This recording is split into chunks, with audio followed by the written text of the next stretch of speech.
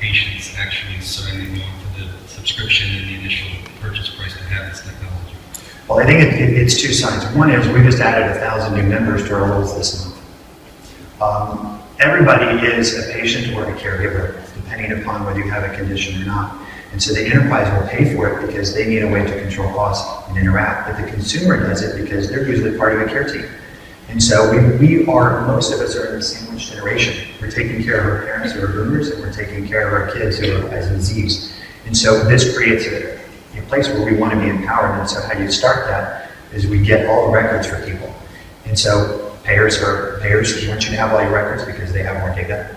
And the consumer wants to have all the records because they want to participate in healthcare. So we see it on both sides.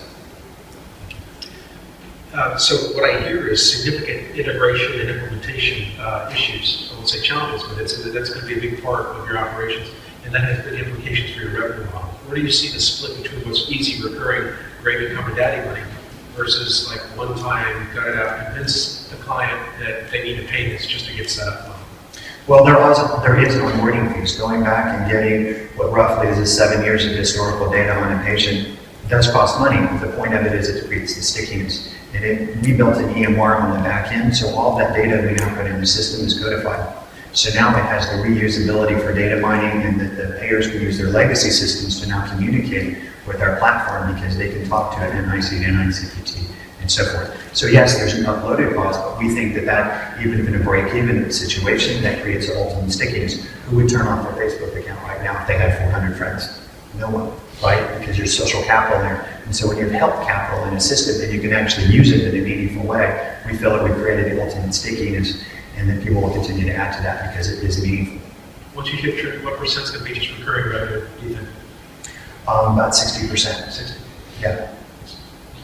Yeah, this is a great product and service, and I think much needed to improve outcomes.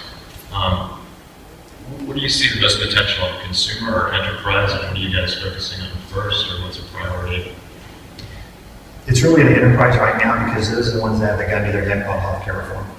And those are the ones that, everybody can continue to raise premiums, but yet you can just raise them so high. And so really they have to really fight costs. And the only way that you fight costs is to get providers to talk to each other and patients and providers to really kind of adopt what the doctor said.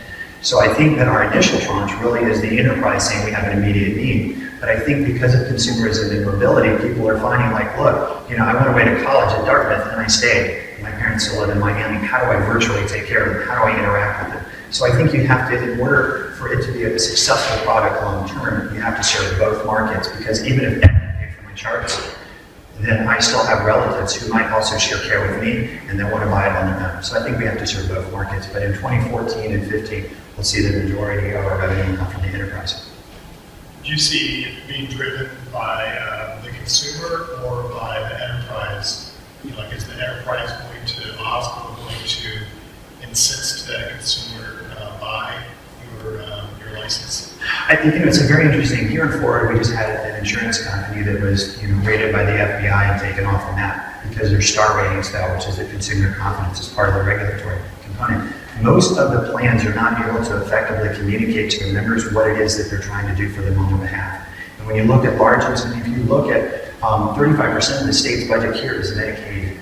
And so a lot of plans are trying to message to their members that we pay for all of this stuff. We want you to interact with this stuff. So I think it's important for them to get their message out so that they stop this 20% lapse in coverage each year that they have. I think they're the more of the urgent need. And the nice thing is it exists throughout the country. Is it reimbursable by Medicaid or? Yes, because we are in all our expense. Thank you. That's actually a very important part, right? So we meet all 5 criteria that NAIC for a QI expects. So we're part of care costs, we don't compete with profitability.